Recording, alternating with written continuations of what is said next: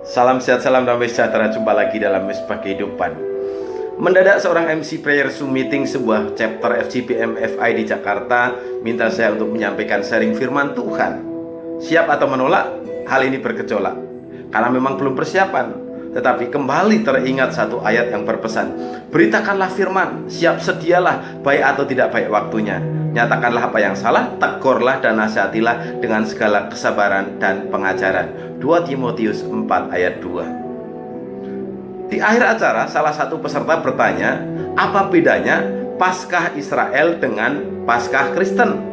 Oleh karena itu, pohon pola hidup orang beriman Misbah Kehidupan kali ini akan sharing tentang perbedaan Paskah Yahudi dan Paskah Kristen. Paskah Yahudi atau Pesach atau Passover adalah perayaan untuk memperingati keluarnya bangsa Israel dari tanah Mesir yang dipimpin oleh Musa, dan bangsa itu terbebas dari perbudakan bangsa Mesir. Sedangkan Paskah Kristen atau Paskah adalah perayaan untuk memperingati kebangkitan Yesus Kristus dari kematian yang merupakan kemenangan atas maut. Selesai sampai di sini. Tetapi seringkali juga kita mendengar pertanyaan mana yang benar, Easter atau Passover dalam memberikan ucapan selamat. Easter dalam kamus bahasa Inggris adalah Paskah. Tidak ada yang menerangkan bahwa kata ini sejak kapan diadopsi sebagai kata padanan Paskah oleh gereja. Tetapi rumor yang beredar di masyarakat di satu sisi berarti ada sisi lain. Kata Easter berasal dari kata Ishtar, di mana Ishtar adalah perayaan yang dipercaya sebagai kebangkitan seorang dewa bernama Tamus. Namanya juga kepercayaan. Lalu siapa Tamus ini? Ham anak Nuh punya anak bernama Kus dan Semiramis. Kus dan Semiramis memiliki seorang anak bernama Nimrod. Kejadian 10 ayat 8 sampai 10 mengkisahkan ini. Nimrod dalam bahasa Ibrani berarti pemberontak. Nimrod adalah orang yang pertama kali membuat sistem pemerintahan Babilonia. Dia memperkenalkan penyembahan setan yang pertama kali, dan saking bejatnya sampai ia bersetubuh dengan ibu kandungnya sendiri, yaitu Semiramis. Hasil hubungan itu melahirkan anak bernama Tamus.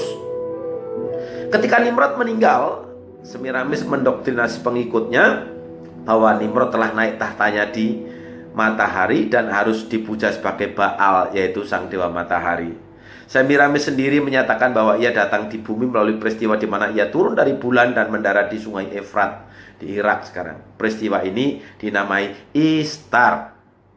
Nimrod yang dipuja sebagai dewa matahari, Semiramis dipuja orang sebagai dewa bulan, Tamus disembah dengan gelar Queen of Heaven atau Ratu Surga di Yeremia 7 ayat 18 dan 44 17 sampai 25 itu berkali-kali pada ayat itu menyebutkan orang menyembah Ratu Surga. Mereka murtad terhadap Allah Israel dan mereka celaka.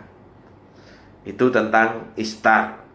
Lalu bagaimana dengan telur Paskah? Nggak ada hubungannya sama sekali telur Paskah dengan keluarnya Israel dari Mesir, apalagi dengan kebangkitan Yesus dari kematian. Cuman kisahnya waktu itu ada misionaris dikirim ke daerah permukiman Indian. Sistem perdagangan di daerah itu waktu itu masih barter. Jadi penduduk setempat senang menukar hasil kebun dengan souvenir dari Eropa seperti ini misalkan. Kemudian boneka-boneka anak-anak misionaris. Tapi setelah barter mereka diundang untuk ibadah di hari Minggu, mereka masih malu-malu belum mau datang.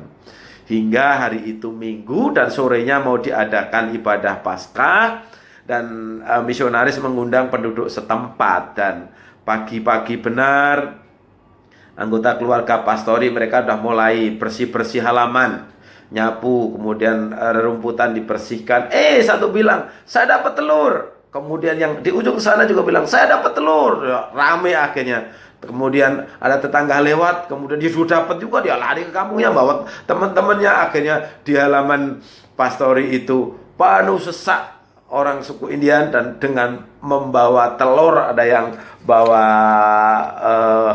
karung, ada yang bawa tempat-tempat yang lain. Nah, kesempatan itu dipakai sebagai kesempatan untuk KKR pertama kali di tempat itu. Apa yang terjadi? Ternyata malam Paskah itu ada sekelompok angsa liar yang terbang dan menginap di sekitar pastori misionaris tadi.